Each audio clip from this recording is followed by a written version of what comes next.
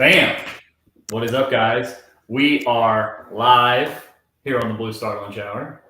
And John, it's a good day to have a show where you talk about the Dallas Yeah, Cowboys. There's not no just a little shortage bit of going on today. interesting things happening going on. Yeah, absolutely. Like you said, there's a lot of interesting things on the Cowboys front today. And I think we got to start with let's start with the game on Sunday, and then we'll get to Jerry. talk talk to me about the game. Tell me, I'll be honest with you. I didn't watch it live. I was doing some stuff with my daughter, and I listened to part of it, and watched part of it, and watched it back later, and it was not pretty. But I didn't get to Not pretty at experience all. the emotions of it throughout the game because I already knew the results. But talk to me about the game. Talk to me about what in the world happened. We'll get to some film here in a little bit, but talk to me about this game, this debacle of a beatdown that they went through on Sunday. Honestly, it was just like a cacophony of issues, in my opinion, that really came up. The offensive line musical chairs didn't really work out. Moving Tyler Smith out the left tackle and TJ Bass the guard. DJ Bass had a really rough performance, so that didn't really work out. Hopefully, Guyton can get back to 100% health, so we can get back to left tackle, because I do believe the best offensive line is with Guyton at left tackle and Tyler Smith at left guard.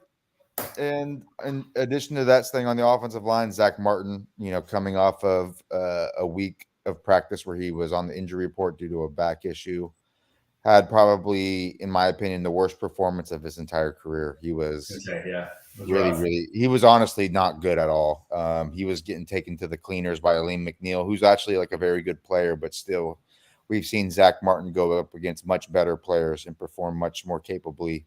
Even recently, I mean, his performance against Cam Hayward in the Pittsburgh Steelers was much better, and I think Cam Hayward is, another tier above Aleem McNeil as an Yeah, interior defensive lineman. So that was really disheartening to see. Obviously, Terrence Steele had a lot of issues against Aiden Hutchinson until he had that really gruesome injury that was really unfortunate. Really feel badly for him, and hopefully he can get back to 100% from this. This is a type of injury that I've seen in MMA a couple of times, and it's just incredibly devastating when you get a broken leg in that facet. Um, really bad situation there. But keeping on the Cowboys issues, and I think Dak had one of his. He was kind of struggling a little bit. Obviously, the environment with the amount of weapons that were out, the fact that the scheme doesn't really do him a ton of favors. But he also made a lot of mistakes that weren't anybody else's fault than his. And you're much more smart and much more intelligent in these situations, but I thought he did a poor job with the pick a side concepts. I thought he, on a few different occasions, picked the wrong side. I thought that he just wasn't as accurate as he normally was. Obviously, the interceptions were poor. Um, and all of that jazz. Obviously, him and CD Lamb still aren't on the same page. There's still a few communications in that area, which is really kind of disheartening to see. But honestly, we shouldn't be surprised given, not having any off season really together besides working out in the backyard. um, and then when you move over to the defensive side of the ball, it was just the litany of issues combined with the fact that the Detroit Lions are like the best, besides maybe the 49ers and Shanahan, the best team equipped to take advantage of the Cowboys where they struggle the most. The run defense went back to being terrible. The defensive tackle play was poor, putrid, not good. Defensive end play without Micah Parsons and Demarcus Slayer was not good. There was zero pass rush at all. Zero.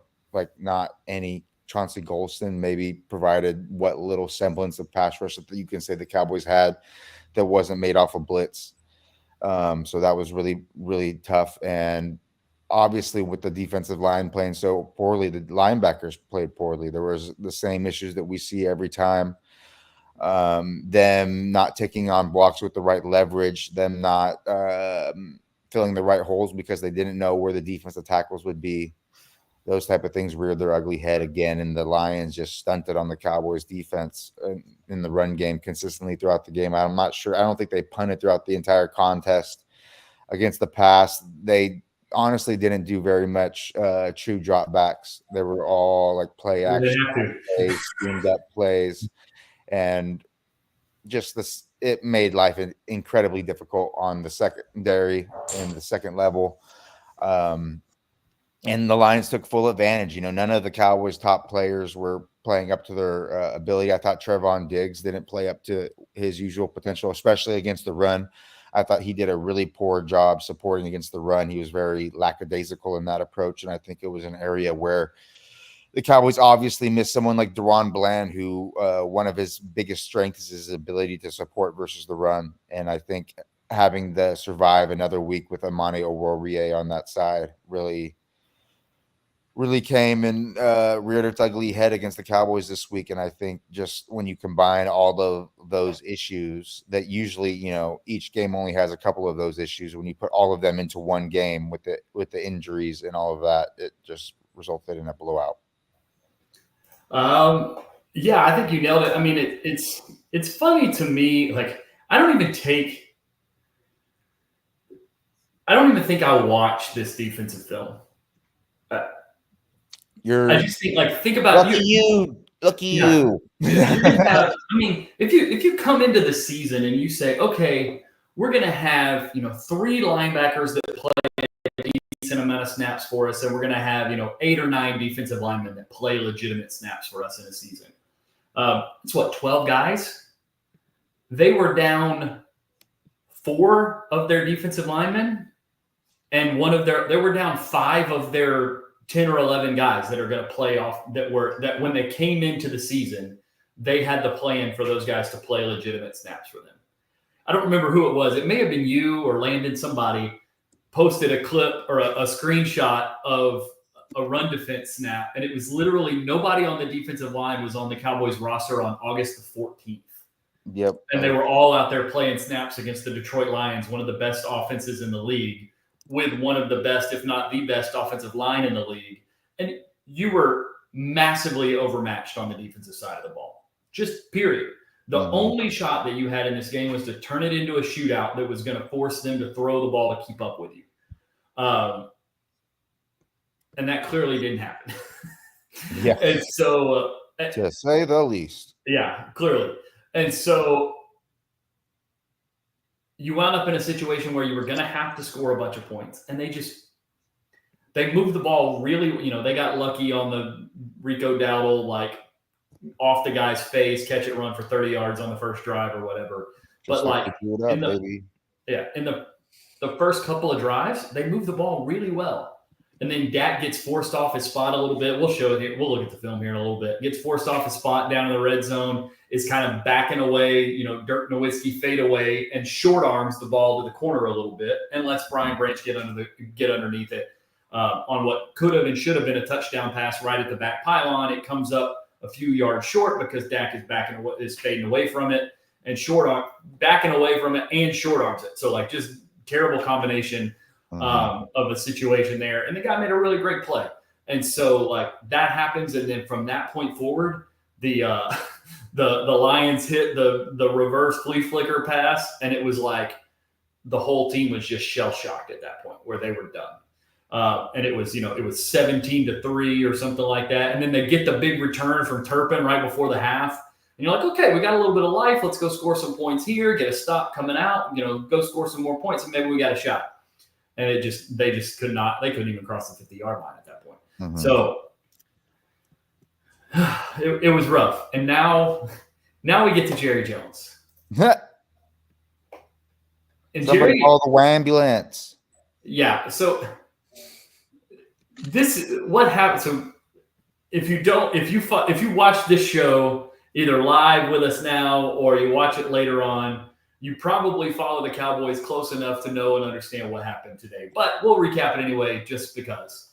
Um, Today, Jerry Jones goes on 105.3 The Fan, and as he always does on the morning show with Sean and RJ and Bobby, and has his weekly interview. And we've been listening to Jerry Ease for a long time. We've been listening to Jerry talk for a long time about this team. This is a tone that I don't know that I've ever seen him take. He was extremely defensive. Like he will, he'll kind of bounce back and forth and play off of Sean. Sean is amazing. Sean Sharif from 105.3 The Fan is one of the best interviewers that you will hear on the radio. He's so good at playing the push and the pull and asking the tough question, but staying respectful and all this other kind of stuff. And they asked him some questions, and Jerry got massively defensive. I'm going to read some quotes. I got this is a USA Today article that quoted it. And this is not your job. Your job isn't to let me go over all the reasons that I did something and I'm sorry that I did it. That's not your job. I'll get somebody else to ask these questions, man. I'm not kidding. And then he continues, you're not going to figure out what the team is doing right or wrong. If you are, any 5 or 10 like you need to come to this NFL meeting I'm going to today. There are 32 teams here. You're geniuses. You really think you're going to sit here with a microphone and tell me all the things I've done wrong without going over the rights?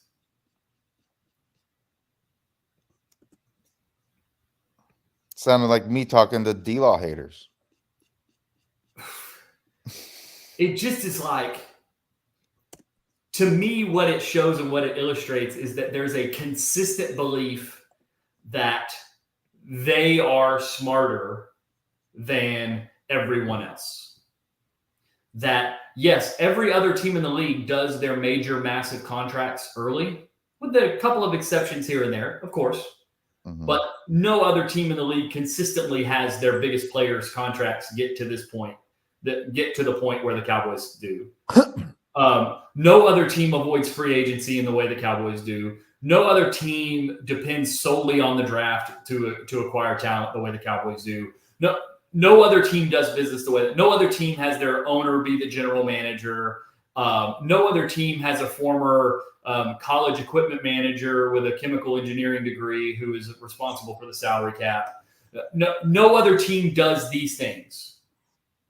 But the Cowboys do, and the Cowboys are smarter than everyone else because he bought the team in 1989 when everybody thought it was a bad idea, and they won 3 Super Bowls in the next 6 years, and so he thinks he's a football genius. He thinks he's an NFL team operations genius. Now, nobody has contributed to the growth of the NFL. The NFL would not be what it is right now without Jerry Jones. We can make all of those statements, all of those, as Jerry would say, you're not going to question me without pointing out the rights. I'll point out the rights. He's been amazing for the NFL as a business. The way they run the Dallas Cowboys has made the Dallas Cowboys where they are right now. And he can be mad about it all he wants when he gets asked about it, but it's the facts and it's the truth. And if Jerry's looking for somebody who would be better at running that team than him to come off of a microphone and come do it, I'm right here, Jerry. I know you know who I am. I know you've read my stuff. I'm right here. Come holler, we'll fix it. Anyway, what do you think about what happened with Jerry today?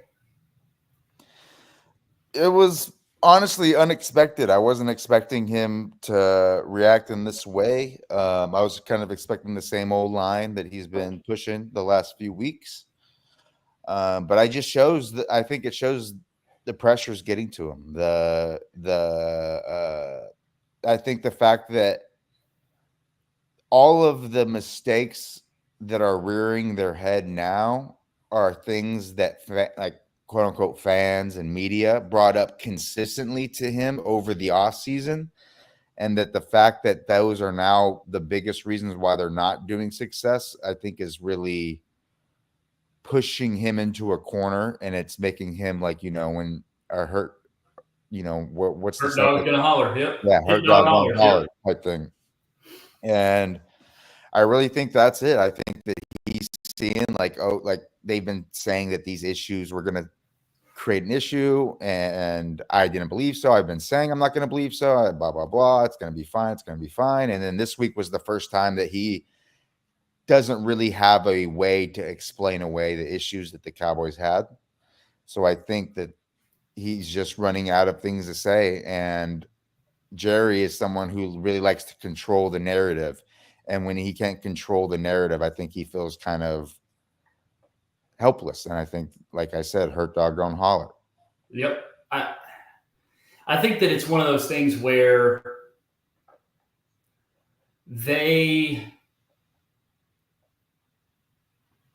I expected him to come out and try to sell something, come try to sell the fact that, after the bye week, we're going to get Micah back and Deron Bland is coming back and Brandon Cooks will be back. And, we were without our first round pick at tackle and, this and that and the other. Try to sell all that as hope for the rest of the year. Come out and talk about how everybody thought that the team was, was in a terrible spot after they lost 42-10 to the 49ers in week 5 last year, and they went into their bye 4-2 last year, and they're 3-3, and they've been dealing with all the injuries, and they'll come out of it, and we saw what they did last year in the second half of the year, and all this other kind of stuff.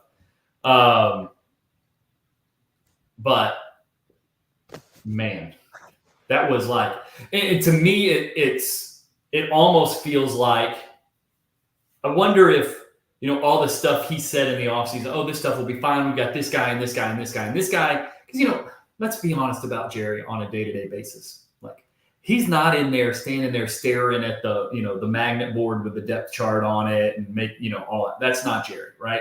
He's putting salt on his McGriddle and calling Roger Goodell and, doing the crypto deals and all that kind of stuff.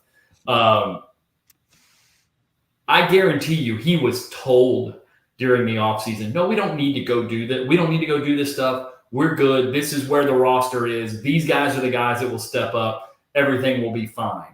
And he was probably told that by coaches. He was probably told that by scouts. He was probably told that by a lot of different people. We'll do things to scheme around the offensive line, this, that, and the other, all this other kind of stuff.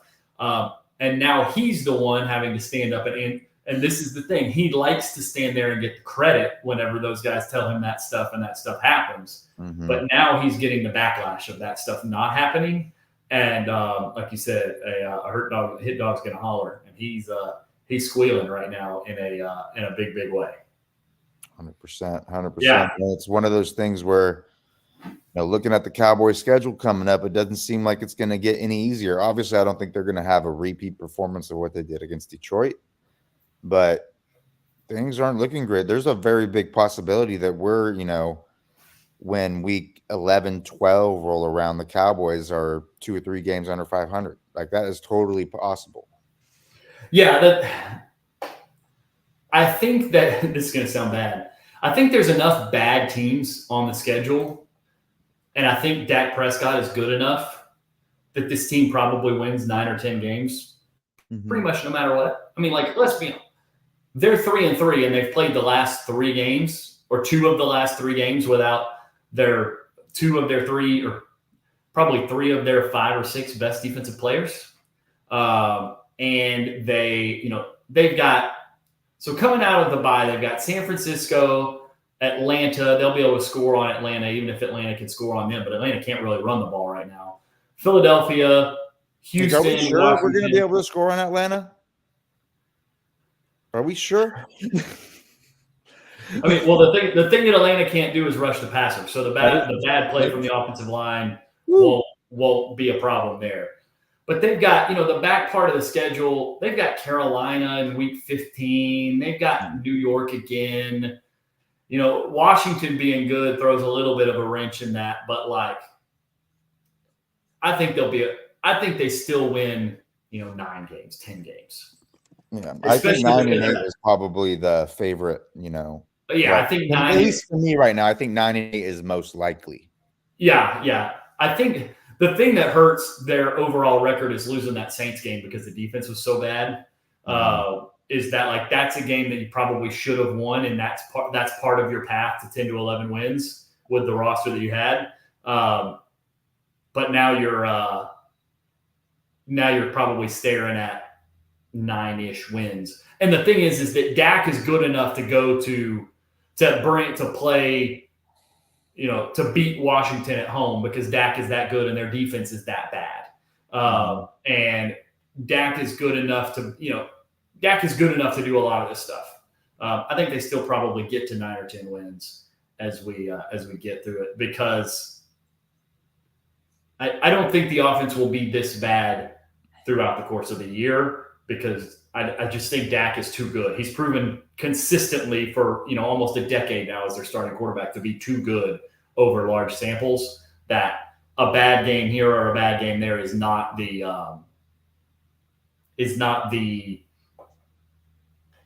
sign that things are on a big downhill path for him overall. He's had stretches of a bad game or two and then turn back around, and he'll be on fire for 5 games and they'll be unbeatable because he'll put up 40 by himself every week.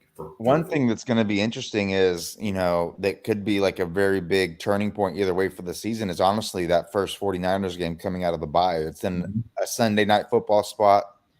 So national TV spotlight coming out of a bye. And if the Cowboys lay another egg, I could see Jerry Jones, I know he says he doesn't want to make coaching changes. I know he says he doesn't want to make these wholesale changes, but I could see if something happens there that we've seen him, he caves the pressure, So if something like that happens on a national stage, all of the big media outlets are going to be talking about it. If something does happen, if the Cowboys do get blown out like they have been against the 49ers in recent years. So I could see that being a big turning point either way. The Cowboys win that game, and I could see them turning it around and, putting together actually a pretty decent season. But if they lay another egg, I could see it potentially devolving into something really poor as well. Or at least creating the necessary issues that force them to change, those type of things. So it's going to be a big game coming out of the bye, playing against a good team, playing against the head coach that has kind of had their number in recent years. So it's going to be very important. It's a long ways away. It feels like 2 weeks or whatever. So we'll see. It's not going to be fun, stewing in the sewage that we were provided with this last week, but we will see. We will see. Hopefully things do get turned around.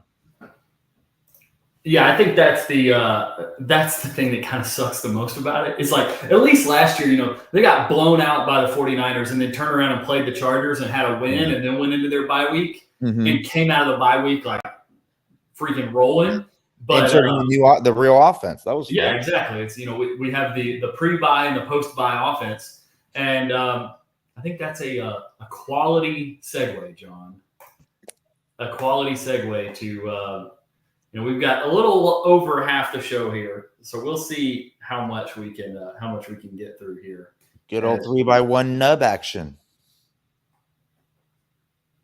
Yeah, so this is the second play of the game. They run the ball for a yard or whatever on the first play of the game, and you get this like John said, 3x1 nub. CD's number 2 down here, and this is just good old fashioned stick with, double slant flat on the back. And you get all kinds of just. What do you think of the fact that he went to the right here rather than the left? He went to the stick side. I mean, if you look at the numbers, you've got 2-on-2 on that side, really. And you can see as he prepares to throw it,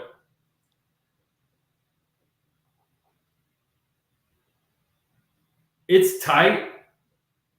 And part of it is that they just are not scared of the Cowboys running back at all. You can tell he saw that side and was like, okay, that outside defender, that you can tell he's looking over here and he sees, 1, 2, counting is hard. Yeah, so there's nobody up here. So he sees one defender, two defender, and he's assuming that as Rico goes out here, this guy is going to have to run out to the flat to take him because curl flat defenders are taught don't ever get beat to the flat. Like, don't ever get out leveraged to the sideline. So he's assuming he's got this with leverage. And he kind of does whenever it goes. Like, he's got the leverage right there if that corner gets out. But does Rico chip here? No. He just doesn't get out super clean. So, like, the problem here is that Rico's got to get further out here. Like, I think the read is fine because if Rico is out here, this defensive player has to be out here. But because he's right here, Dak is anticipating this guy not being there is what it really is. And this is like you know, people talk, you know, you can't be a see it throw at quarterback. All right, 1, 2, 3. Ball's coming out. This is called anticipation, guys. Like, this is the downside of when defenders do things you aren't expecting them to do. And we'll see it again on the interception too. When defenders do things you aren't expecting them to do based on the structure of the coverage, you wind up in situations like this. Well, to me, I think that's the issue was that he was throwing with anticipation when the defensive backs were too close together. So his throw pulled that the flat defender into the throw. Yeah, well, I think again what he's anticipating is that as soon as Rico releases to the flat, well, I'll say it this way: what he's anticipating is that Rico's going to get out faster. But Rico's going to threaten that guy to the flat. Yeah. My thought process is like, why are you trying to throw with anticipation with that many bodies close together right there? Because your throw is going to influence their next movements because their eyes are on you. They're not playing like traditional man. They're playing more of a spot drop zone and drive on the QB's eyes. And you'd think that he would notice with that outside defender staring at him as well, that the window isn't going to be there. And in my opinion, on the other side, so if you can go back to the very beginning, the way that the Lions have this structured on the outside, it seems pretty obvious to me, at least, that the outside corner and the number one receiver are locked in a man everywhere he goes, because they look like they're in a quarter shell against a 3-by-1 with the way that the safeties are positioned, with the way that the linebackers are, with the way the slot is playing off. So to me, you can kind of negate the outside receiver, the outside corner, and the number one. He's gonna follow him. If he was gonna play some type of banjo or some type of zone coverage, he would be on the same level as the other defensive back so they can communicate and pass off those routes. So the fact that he's not there, I would think you have a 2-on-2 with Lamb and Turpin on the dragon on the slant flat. And the fact that I feel like he should be reading that outside linebacker that's on the hash. And the fact that when he sees him stay with the slant and not even relate to Turpin's flat, that would be the indicator just to throw the flat rather than trying to throw something into a small hole. But obviously this is a pick a side concept where pre-snap you're kind of picking a side and sticking with it because you don't really have the time to open up to your right and then flip to your left. But I would I would want to open up to the left where you have more field to work with. You have more dynamic athletes. I will say a lot of times if you get a middle field open, which you have here, you've got your 2 deep shell, like John said, it looks like a quarter shell type situation. You go away from the slant side. You go to the stick side. Mm-hmm. So that is probably what pushes him to the boundary side up here, to the stick side. Mm-hmm. And then he just winds up, he's anticipating, like, I don't know because what the real problem with the route is if you watch Rico, and here, I bet there's a better angle of it from the end zone view. Yeah, here we go. When you watch Rico come out, he's got to go. And he kind of like, oh, I'm going to kind of stutter step. Terrence Steele vertical sets. He gets in the way. He's got to jump around it. And now, like, look at the relationship of the defender to Rico here. Like, he's making sure he's not out leveraged up there to the outside. But really, Rico should be further out here. You can't really see it, but he should be further out here, which would then bring that defender there, and that gives Dak room to fit this throw in. Now, don't get me wrong. This is going to be a very tight window throw either way. And the ball, he puts it right on his back hip there, which kind of brings the other defender in, but he's trying to save his guy from getting mollywopped, all that kind of stuff. And I mean, then you get the bounce and the 20-yard gain and all that kind of stuff. But I think the read was okay. I think the throw was okay. I don't think Rico did a very good job of executing his part of the assignment. And because of that, it messed with the spacing. And I think we're going to see a lot of that.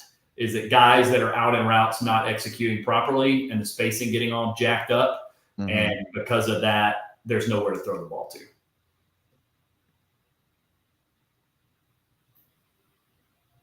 Also, watch the magic that happens. I love this because it's a perfect opportunity for us to illustrate the things that we believe in here, right? So CD is going to motion from the first guy, from number 2 out to number 1, but they're going to stay in a bunch.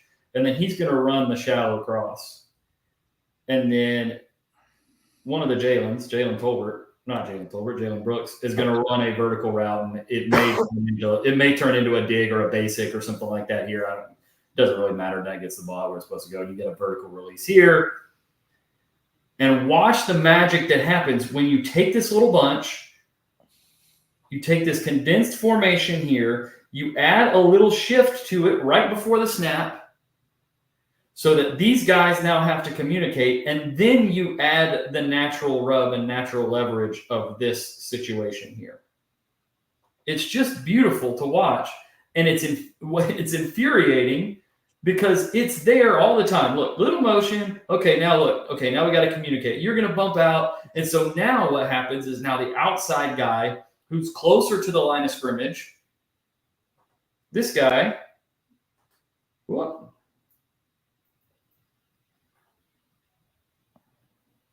Now, Terrion Arnold, number 0.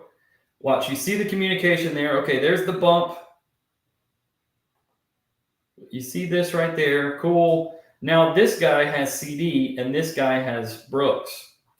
And then by running him inside of Arnold and running Lamb behind, you create all this traffic that these guys have to deal with. This is real-life NFL offense. Like, it's not that hard to draw this up.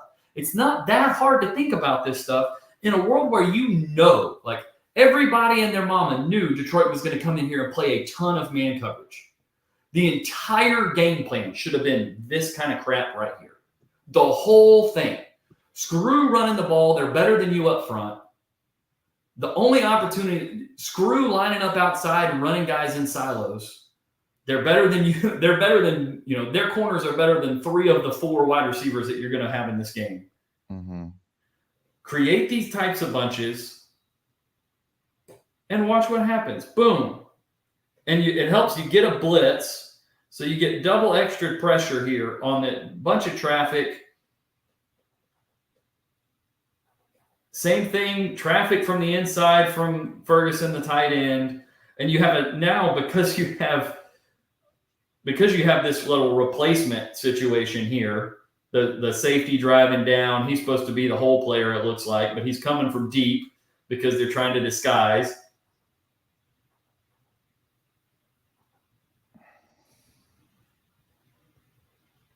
And then CD does CD things. Yep. And if I was Mike, I would have brought this one back again because look at what happens with Jalen Brooks down here. Whew. I might would have come back to that like the next drive just to see if they handle it different.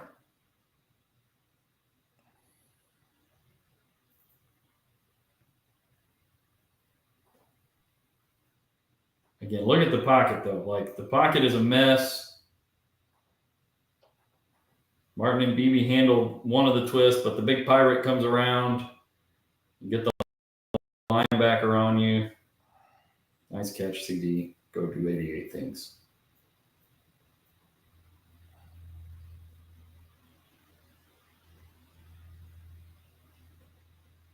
Also, I think the league might be onto the idea of CD getting in the backfield and you handing it off to him. I think it might be time to do something different when you put CD in the backfield. Yeah, have him run a route, maybe. Yeah, or even like look at what happens down here on the boundary. Or down here on the field side with Turpin.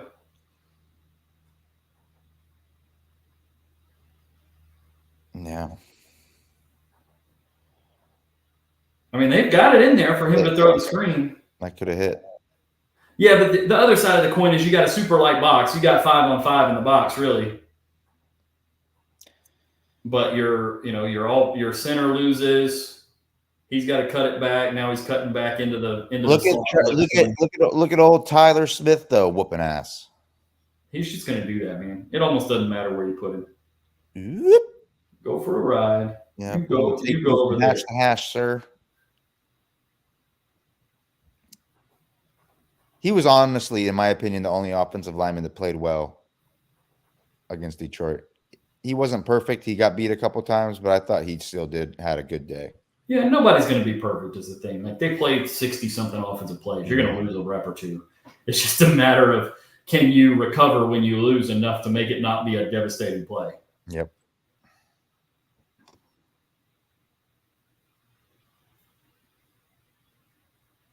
I feel like the Cowboys have been hit by more turf monsters this year than. Yeah, I'm with you. Like, what's up with the cleat situation going on here? I don't know, but like this, super typical screen. Mm-hmm. But I think you could see this is really a good look at Martin struggling to get around. Yeah. Like this used to be a play where Zach Martin would be flying out in front. Yeah, he can't and even. He would get this linebacker cut off, and you would have a huge play on a play like this. Yeah. Where if you got moving around like a dude with a bad back. Yep, exactly. It's like, yeah. No, I'm not getting there. All right. I mean, I turned 37 today. I can relate. Like sometimes you're just not getting there.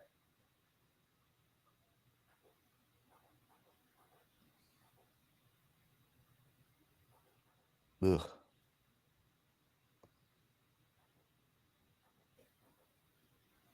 And this is another one of those where if you have Tyler Guyton at left tackle and Tyler Smith at left guard, he is probably walking Alex Anzalone, number 34, that linebacker type dude right there. He's sitting Alex Anzalone on the bench over there.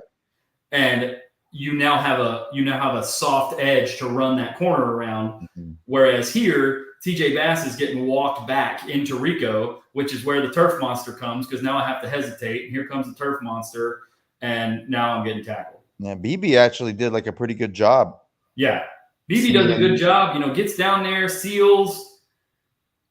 And like I said, if Tyler Smith is out here, he's either got Anzalone all the way over here by the time Rico gets there, or he's got him sealed inside and gives Rico the window. But because he's got his head outside, but he's also aligned with him, he's just got nowhere to go, and he knows it. And so that's where the turf monster pops up, all that kind of stuff. What's the down and distance here? 3rd and 6. Yippee, 3rd downs.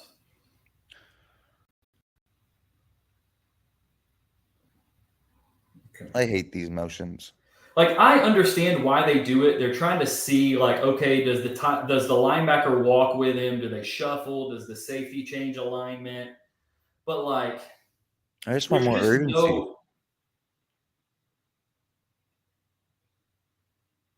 That was the defensive hold. Yeah.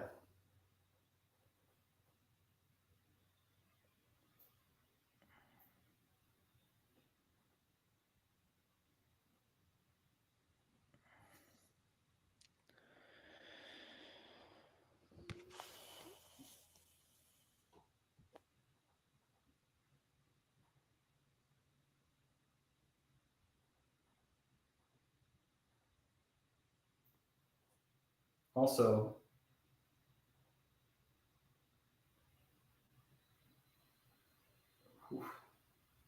Yeah, Martin got beat bad.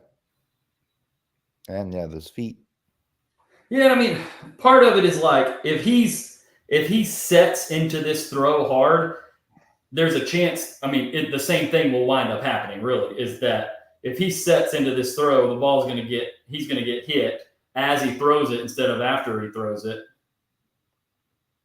because he's kind of fading away from Hutchinson up there. Like it's kind of a shortstop throw. Oh yeah, it absolutely is.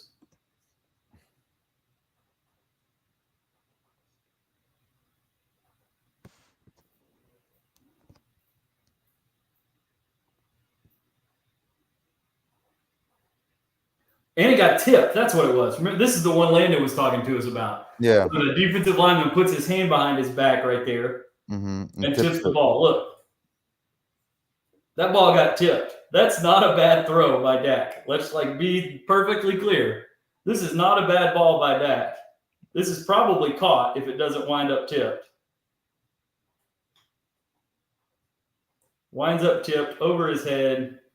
Pick, defensive holding. It comes back. Same freaking stupid orbit motion.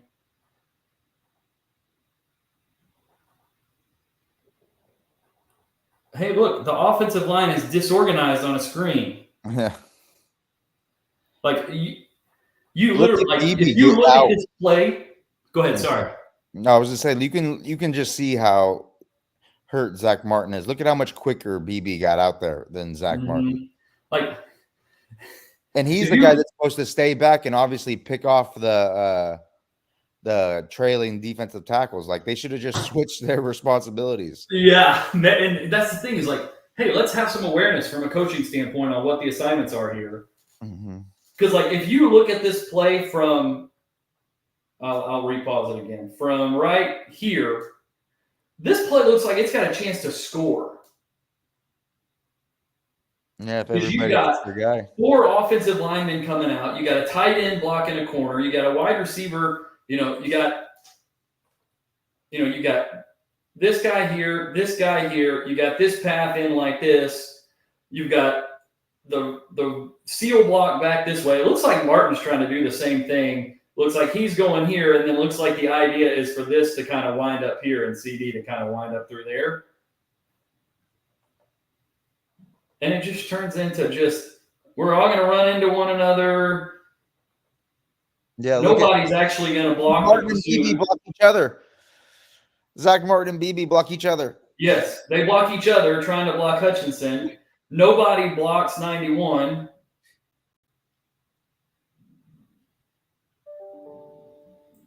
Just disaster. We'll see it from this angle too. Dumb motion, nobody respects that. That motion is not causing any reaction in the defense. That is motion for motion's sake. Look at this. What are we doing here? Can I put Solari on one of Elon's rockets and send him to Mars? Don't see why. Okay, look. We're gonna come out in a bunch. Look, we're all in a bunch. No, wait. Let's spread out. Everybody spread out.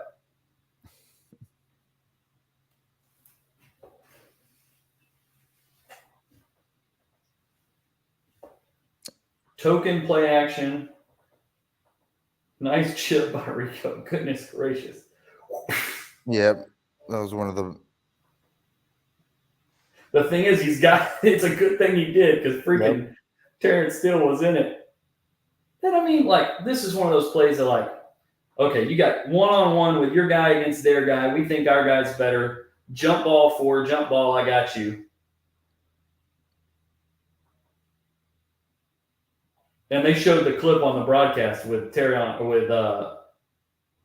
with the corner holding CD's arm with both hands to keep his left arm from going up. You can see it right there. And that causes his left arm to go up late, and he can't catch it, and they don't get the call because you're never going to get all of them. But wow.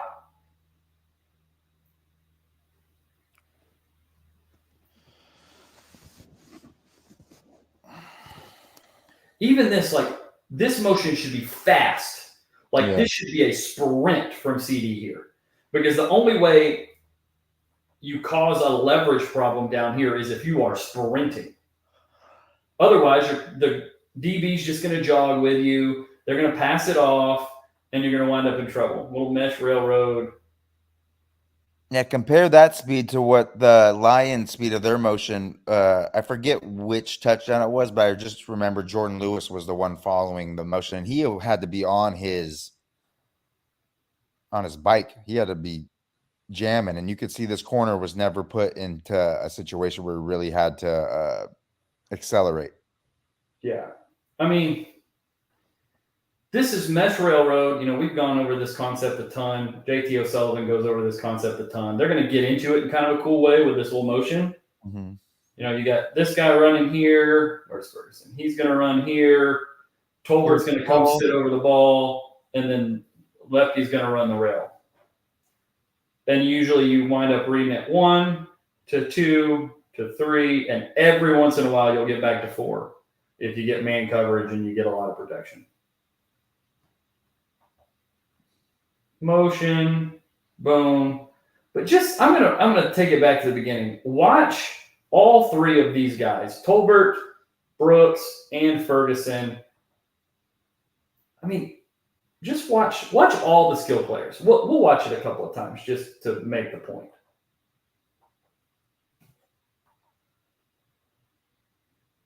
Lepke kind of looks like he's jogging. Let's go back to the beginning. Ferguson kind of looks like he's jogging. Brooks kind of looks like he's jogging. Tolbert kind of looks like he's jogging. You got 5 skill players all jogging. Offensive linemen going to the Hall of Fame getting whipped. Where's he supposed to throw this ball? And when's he supposed to throw it there? Now, the guys break down their routes the way they're supposed to, but this is just ugly, undetailed offensive football to me.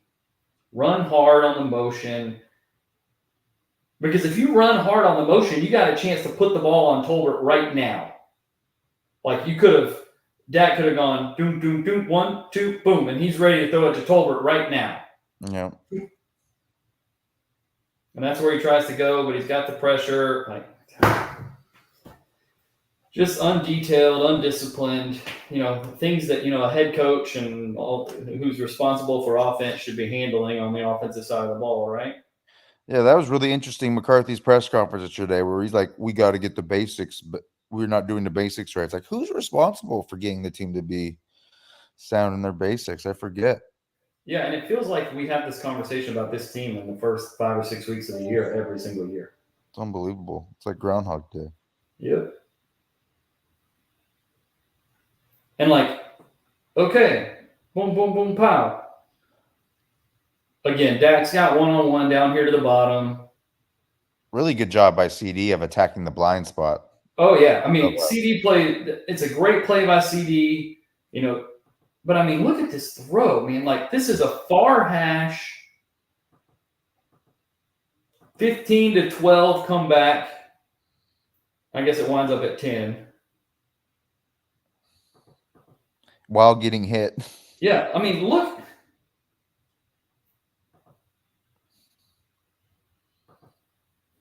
This is freaking ridiculous.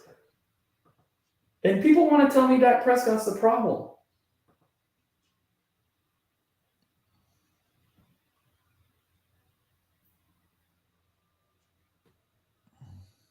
That's probably let's see, we could do the math. 53 1/3 divided by 2 is, 26 and just over 26, almost 27 yards that way. Plus 10 yards to the top, A squared, B squared, C squared, something like that. That's a 40-yard-ish throw in the air. Getting hit, fading away, opposite hash on a dot. Mm-hmm. And Dak's not an accurate passer, can't throw with pressure. Yeah. Only plays well when things are going right around him. Like I said from the beginning, I don't think Dak had a good day, but he's definitely not the issue that the Cowboys have. I think he had his issues throughout the performance. I think he made bad plays, but he is not the leading cause for concern, or not even like among the top few things that are the leading cause for concern on this team at all. Like, look at this. They are running, and maybe some of these are conversions, but they are running 3 hitches and a go against a 7-man pressure that is begging him to throw one of these hitches and get his dudes lit up. And he's like, nah, I'm good. Back shoulder to the top. Poof. Good catch, Tolbert. First down. Huge play. Honestly, the offense was looking pretty good early. Yeah. It just, I feel like after the red zone interception, it kind of just devolved into struggle city. Yep, that's the play I'm trying to get to before we finish, by the way. Is the I figure that's 2 drives. That's a pretty decent.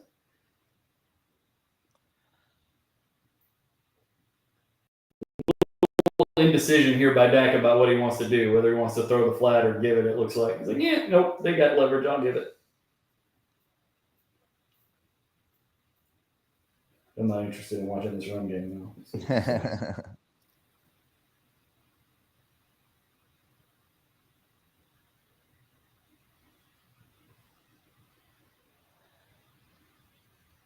Like, why is Zeke lined up at 4.5 yards, 5 yards? I didn't even notice that. Like, what are we doing lining up like a fullback? Like, I get it if you're gonna have this guy do this action like this, and you want to really create like a fullback, some sort of action there. I get it. But like, what are we doing here? For who, for what, as JT O'Sullivan would say. Yeah. Because it's not like there's an immediate threat at the line of scrimmage that's going to outnumber your protection to that side where he winds up going.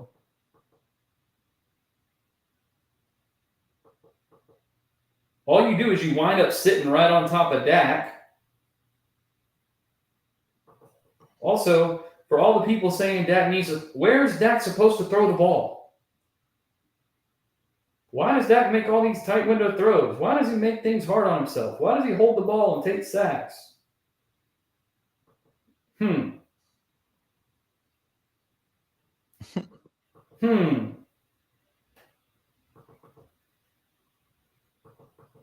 So many bodies in his face too. Even if there was an open receiver, it'd be tough. Yeah, like you could say like ball out now to Schoonmaker is like okay. But I mean, he's stepping on. Looks like Zeke stepped on his foot. Yeah, go to the back. I want to see that. Go to the end zone view of that one, if you don't mind. This is so bad. Like, this is bad design. This is bad protection. Boom. Yeah, he does step on his foot. Look at that. Right when he's about to potentially throw. Look at that. That was the perfect freeze frame.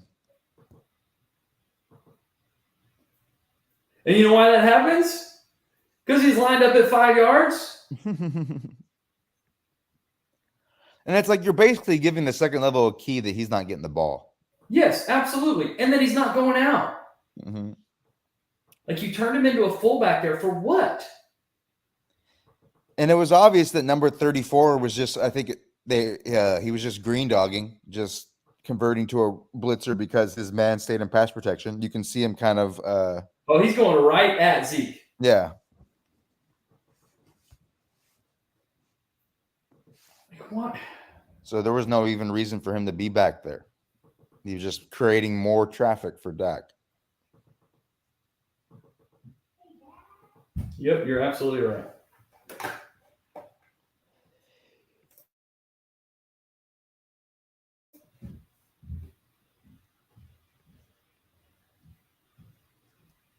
Cool. Let's line up with big bodies when we can't block anybody and run it right into a heavy box with our back, who's not very good anymore. Look at Tyler Smith again, though. My dog. Just blowing Lee McNeil off the ball. Just stays doing work. Boom. All right, let's go for a ride. Unfortunately, your tight end is forced to block arguably the best edge defender in the league this year and can't do it, surprisingly. Shocking. I don't have any interest in talking about gun inside zone. Again, shift, pre-snap, cool. Now do something. Like, why are we lined up in empty, static, spread, ultra wide splits on both the top and the bottom? Actually, I can tell you because I know exactly why you're doing it. It's because you expect your quarterback to read out the entire field on every play.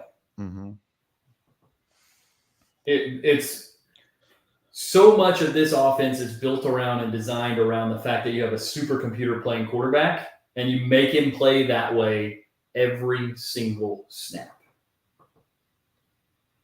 Like we say every week, where's the easy buttons for this offense? Right. I will say it is magic, though, when you run a guy vertically in the middle of the field and then you run somebody in underneath him, it's like they get open. And all of a sudden you wind up with like players who can run with the ball in their hands with the ball in space. Like it's magic when you run guys vertically and then have guys cross the center point of the formation. It's magical.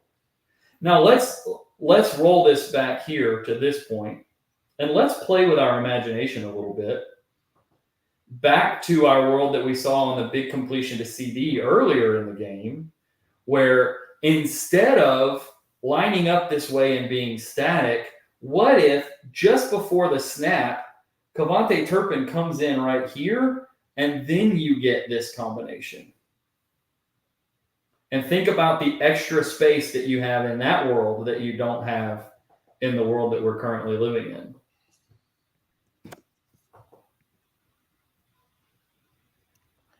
Would be nice.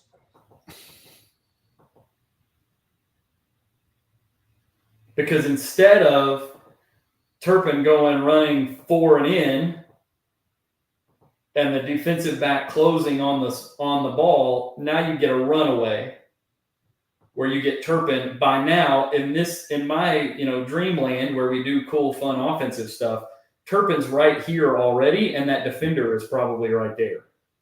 And he's running away from that guy who's caught up in that traffic, and you hit him right here, and it might be a touchdown. Because look, the safety's eyes are turned away.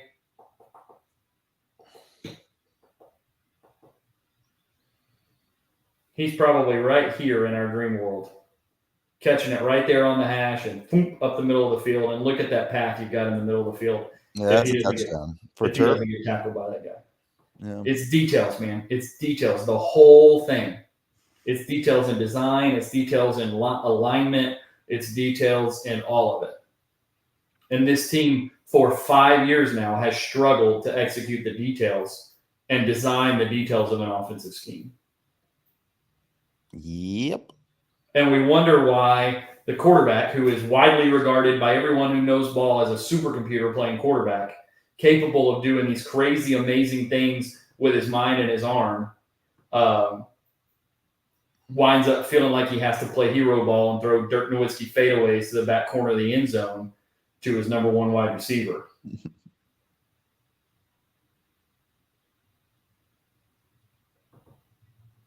And then, what is this? What are we doing?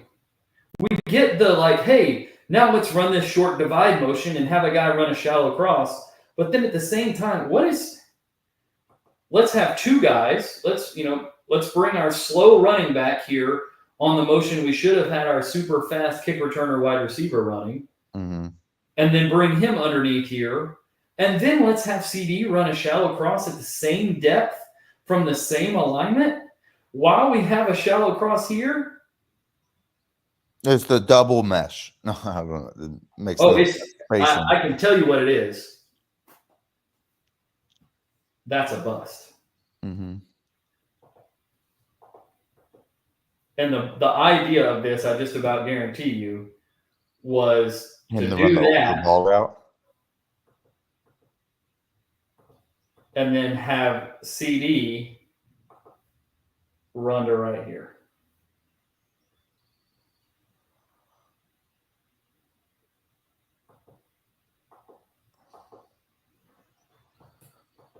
Because you're going to get a flat over there, and you're going to get a corner route up at the top. Yeah, I mean, that's mesh is what it is, and CD busts on the route.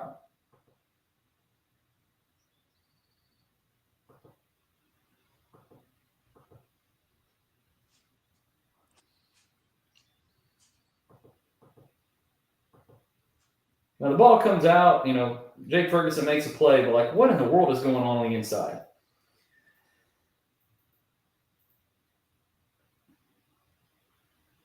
Here we go. We got a bunch formation.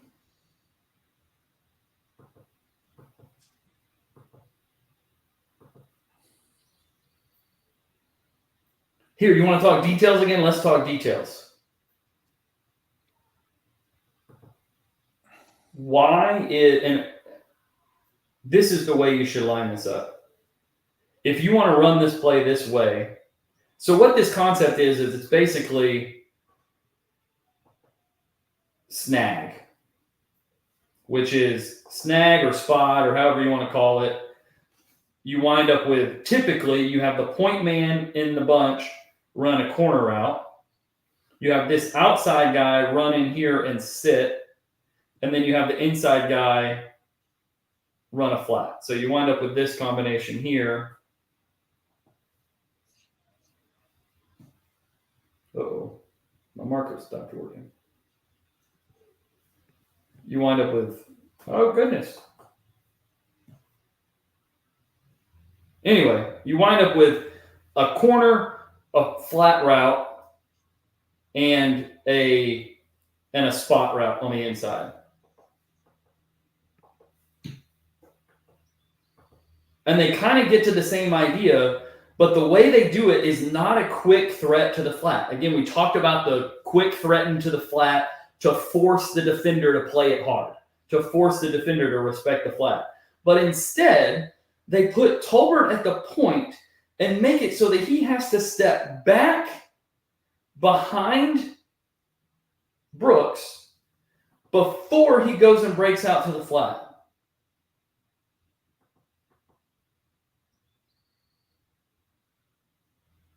So the flat is the front pylon. The whole point of this idea, and I pushed a button on my marker and it's not working. The whole point of this idea is to threaten this front pylon down here. You want to force them to defend this front pylon so you can throw the ball over them to the back pylon. There is not a single solitary threat to the front pylon because Tolbert backs up from the 7 to the 10 before he runs out. So Branch never has to get into pursuit mode to keep from getting beat to the flat, so he can just settle. Eyes inside because there's no real threat to the flat. Oh, look, ball's going over my head. I'm going to go be a really good player and make a really good play.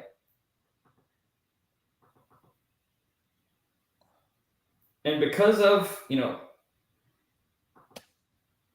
this, he sees it coming. I promise you, he feels that pressure. Mm-hmm. Dak's fading away. Dirk Nowitzki short-arming a little bit. And instead of the ball being back here at the back pylon where it's a touchdown, it's up here at the star where it's an interception. One thing I think he did wrong is he put too much air under that. By putting that much air, you allow the flat defender to fall off and get into that play. Obviously, all the details that you mentioned matter probably more, but I also think if he put less trajectory on it, could have been something that maybe it wasn't completed, but I don't think it would have been picked. Yeah, I think the thing is that he's putting air under it because he's anticipating throwing it over that flat defender to the back pylon back here. Mm-hmm. That's what he's trying to do. He's trying to elevate. He's trying to layer the throw over the top. And because he's fading away from it and all that kind of stuff, he just doesn't get enough on it. Because look at all that room back there to the back where CD's running, where if the ball is back there, it's wide open. Mm-hmm. And, Brooks doesn't get the rub he's supposed to get. And I think a lot of that is because, like you said, there wasn't the quick, it all comes down to the details, like you said. There's no threat to the flat, which means that this flat 7 concept that's going to beat cover 2, it's going to beat these types of these banjo coverages, because it's going to put that corner, that flat defender, in a bind. They never threaten the flat, because the thing is, if Tolbert is fast to the flat, then it immediately puts Branch in like pursuit mode, in recovery mode, because he can't be trailing Tolbert at all on this play because they're so close to the goal line. Can somebody get Romo to Bryant and nobody out of the chat? Good Lord, I'm losing IQ points over here.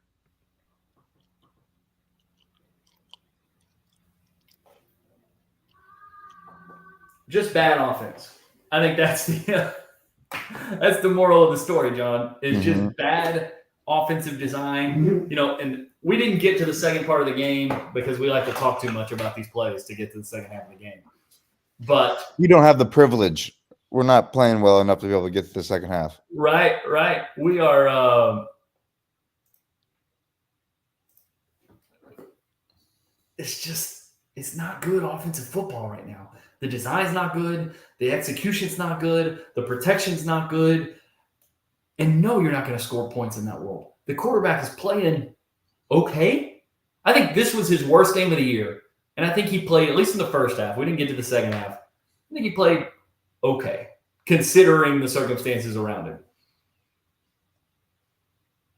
Yeah. On a day where your quarterback plays okay and you're at such a massive talent deficit on the defensive side of the ball, you're just going to get your butt kicked, man. It's just going to happen, especially when you get bad offense in that world and that design and that all that kind of stuff. Just ugly all around. John, thanks so much, man. Thanks for letting us get this off our chest on my birthday as I turn 37 years old. I'm thankful for you guys. Hope you guys have a great Tuesday. We will be back on Thursday. Talk about the bye week. Maybe we'll watch some defense. I don't know. I don't really want to watch some defense. You don't want to do that. Yeah, we will. Maybe we'll get to some second half football. Maybe we'll look at something else. Maybe we'll talk about some things that they can do to fix this thing. There we go. I showed you theory crafting time, baby. A tiny little design change. Tiny. Just put Turpin in motion and shorten the distance he has to cover. And it's a touchdown instead of an 8-yard gain. And it's all because of design, trying to create advantages, all that kind of stuff, instead of let's just line it up and have our quarterback read it out and throw these super crazy tight window throws to these guys. They're just not consistent enough from a design standpoint. John, you have anything before we go? We're a little bit over the hour, but. Not much. Happy birthday, Joey. You the man. Really appreciate you for everything that you've done, continue to do for, the Cowboys fan base. Your analysis is on par with the top guys in the entire industry, in my opinion. I think you do a fantastic job. This is why you were the person that I was been so happy to do a podcast with, because I learn something every single pod, and I think that's something that's not not a lot of people are capable of doing that. And I just want to say thank you so much for everything. Really appreciate it. Thank you, sir. I appreciate that very much. A couple of comments before we go. Marius, we talked about Jerry at the very beginning of the show. Once we're not live anymore and it's on replay, you can go check it out. We talked about it at the beginning. Also, I knew you were going to see that one. This is tough because this is exactly the type of thing that they should do. But we all know that it's going to be like freaking, I don't know, some 70-year-old that hasn't coached in 4 years that they're going to hire. Although Bills just traded Amari Cooper. The Bills traded for Amari. All right. Well, that's fun. But on the Ben Johnson note, I think if there is one offensive coordinator without head coach experience that they would consider, I think Ben Johnson is the guy.